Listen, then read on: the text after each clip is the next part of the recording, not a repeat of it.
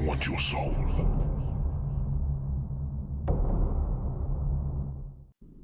30 hours ago, I hopped on a late-night flight from New York heading to Los Angeles. After boarding, I saw that I had an entire row to myself. Takeoff passed without incident, and soon I was stretched out for a nap across the row. I slept for a few hours, I don't know how long, but I woke up to some severe turbulence. It's possible that the lights in the cabin went out for a moment, but I was so disoriented that it's hard to say. I checked my phone to see that it was 4:03 a.m., which I figured gave me about an hour until we landed. But when I looked out my window, I was shocked to see nothing but wide open ocean. My jaw dropped. There's obviously no ocean between New York and Los Angeles. What's going on here? I hit the button to call the flight attendant and spent the next few minutes racking my brain for a lake that could have been possibly big enough to explain what I was seeing. I jumped when the attendant flipped off the light. She was grinning from ear to ear, and tears were pouring down her cheeks. "How can I help you, sir?" she asked. I froze for a moment at her reaction before deciding to just ask my question. Where are we? Why does it look like we're flying over an ocean right now?" She wiped her cheeks to clear the tears, still grinning wildly. "Sir, we'll be landing in about an hour." "An hour? Okay. All right, thank you," I said. After she left, I checked the clock on my phone again. 4:03 a.m. blinked back at me. It hadn't changed. I had to have been waiting with my call light on for at least 5 minutes. How was it possible that it hadn't changed at all? I opened up my laptop and saw it also displayed 4:03 a.m. I then pulled out my phone, started a stopwatch in the app, and spent the next 2 hours looking back and forth between the clocks, waiting for them to change. But they never did. I tapped the shoulder of an older woman sitting in the row ahead of me. She looked back, an annoyed expression across her face. "Yes?" she asked. "Do you know how long until we land?" She narrowed her eyes. "Well, that flight attendant said it would be about another hour." I shook my head in confusion. That flight attendant? I talked to her almost 2 hours ago. We should have been on the ground already. She stared at me as if I was crazy. I was going to continue to try to convince her, but I felt the hand on my shoulder, and I spun to see a male flight attendant grinning down at me, tears pinging off his cheeks onto my lap. "Sir, I'm going to need to ask you to calm down, or I'll be calling the captain." I looked at him in disbelief. I told him that that wouldn't be necessary and sat back. He then removed his hand and stepped away. What the fuck is going on in this plane? For the life of me, I couldn't figure it out, and I was getting a little worried. The flight attendants continued to stop by every few hours offering meals, and my stopwatch continued to tick up and is now telling me that I had been on the plane for more than 30 hours. I've explored all of coach and tried talking to some of the other passengers, but they've all told me that they're expecting to land in an hour or so. Around 3 hours ago, I tried to get into first class, and I made it past the curtain, but was immediately escorted back by 2 grinning, crying flight attendants.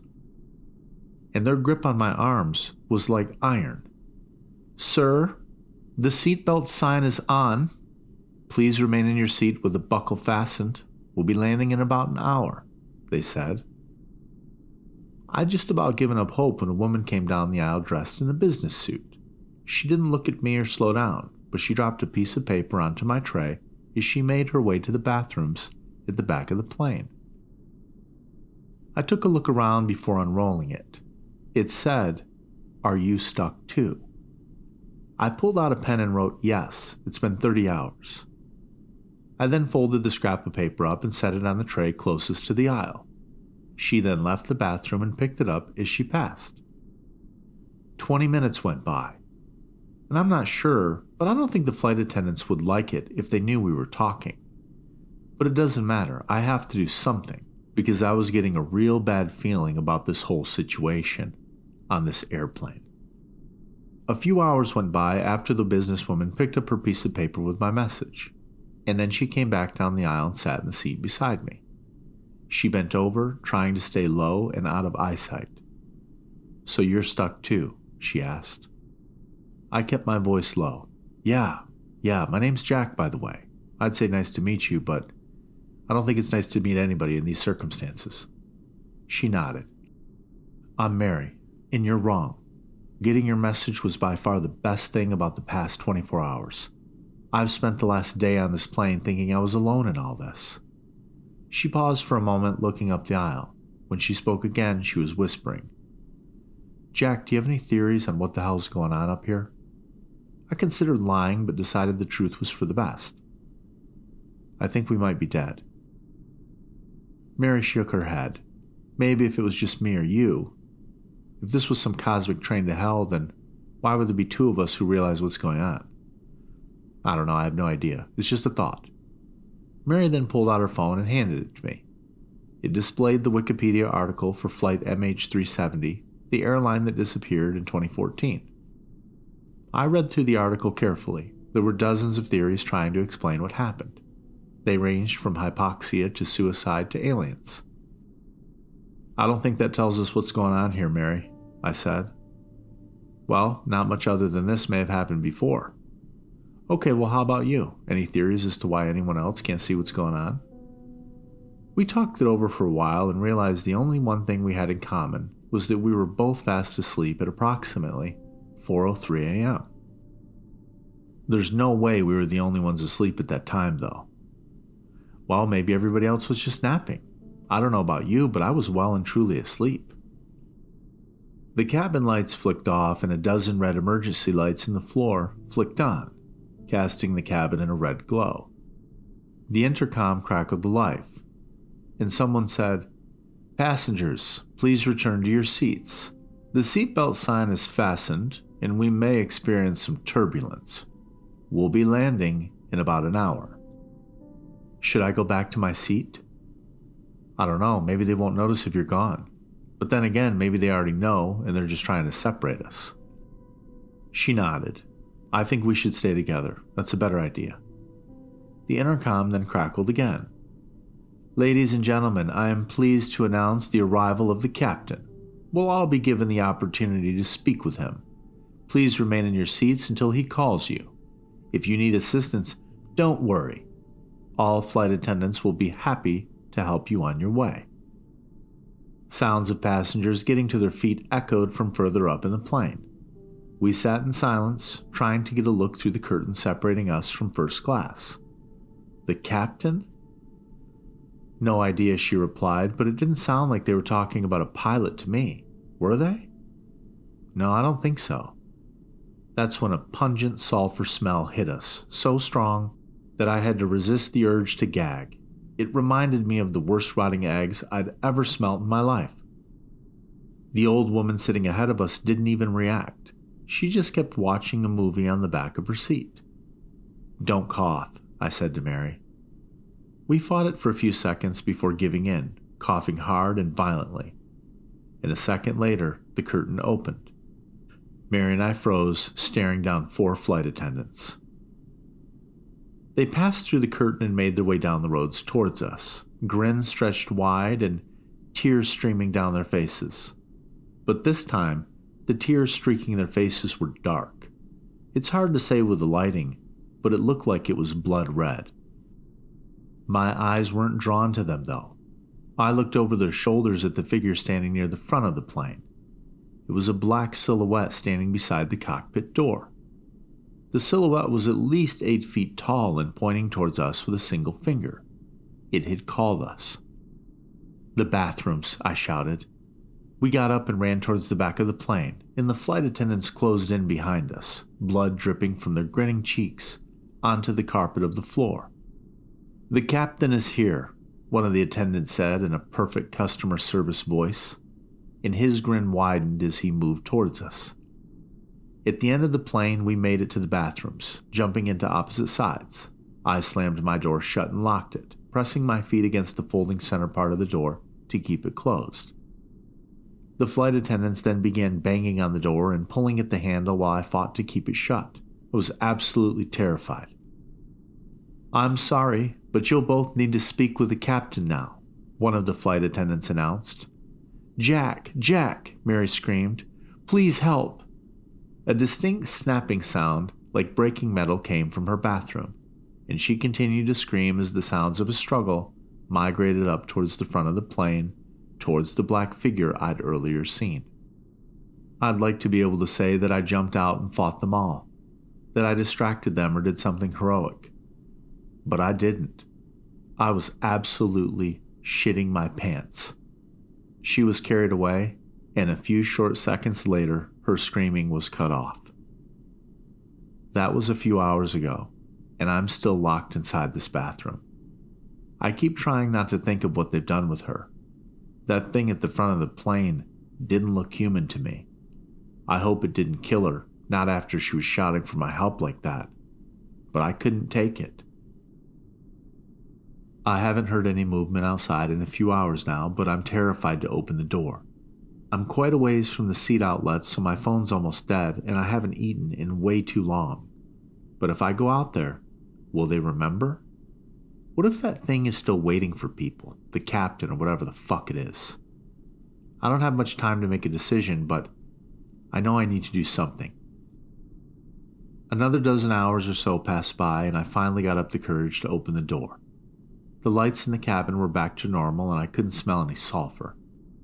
I cautiously and quietly made my way back to the seat, and I almost broke down when the grinning, crying flight attendant came by offering a meal. At that moment, that crappy airline food was the most delicious stuff I'd ever eaten. When I'd finished, my mind immediately turned to Mary. What happened to her? What did they do to her? I crept down the aisle towards first class, trying to keep a low profile. Surprisingly, the flight attendants were nowhere to be seen. They'd almost seemed to ignore me, almost as if they wanted me to find her. I noticed that she had a row to herself and was staring down at her phone in the window seat. I slid into the aisle and shook her arm. Mary! She then pulled out her headphones and stared at me with a surprised expression. Yeah, what's going on? Are you okay? What did they do to you? I'm sorry, who are you? Do we know each other? What? What do you mean? I realized with sinking horror that she had no idea who I was, and I fought back tears. Mary, how long have you been on this flight? She looked and checked the watch on her wrist.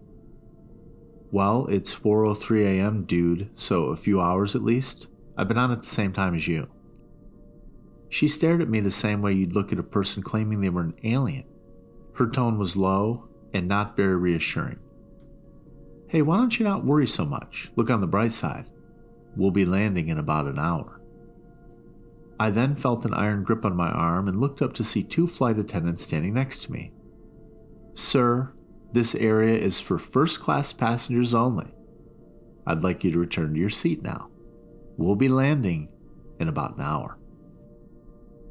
They were still crying and grinning, but just with tears this time. I could still see streaks of blood staining the front of their uniforms, though. I was quickly escorted back to my seat, where I spent the next several days.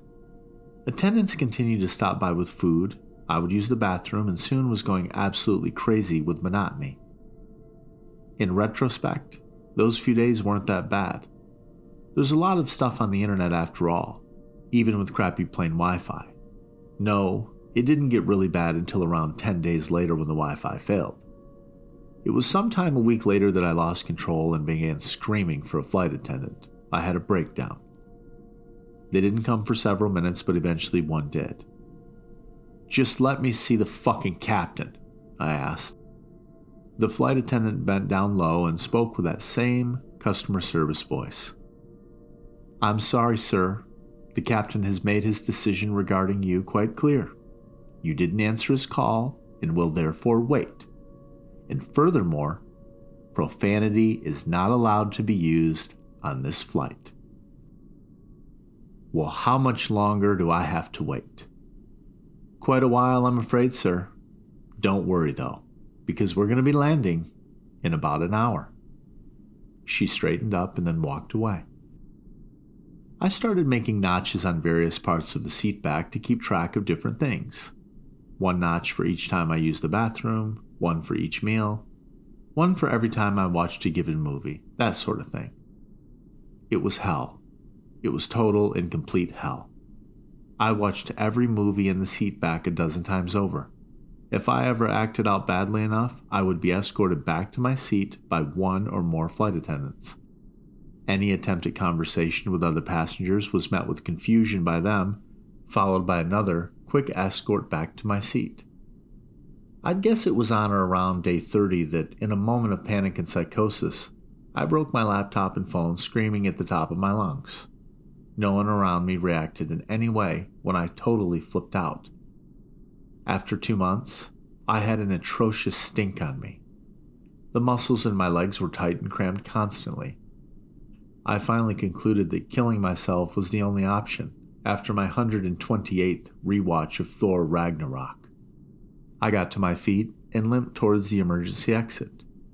I knew normally the pressure inside the airplane forced the doors closed, but I figured that nothing about my situation was normal. If this didn't work, I'd find some other more painful way to go. But either way, I was going to get off this plane one way or the other, and if that meant crashing this motherfucker, then so be it.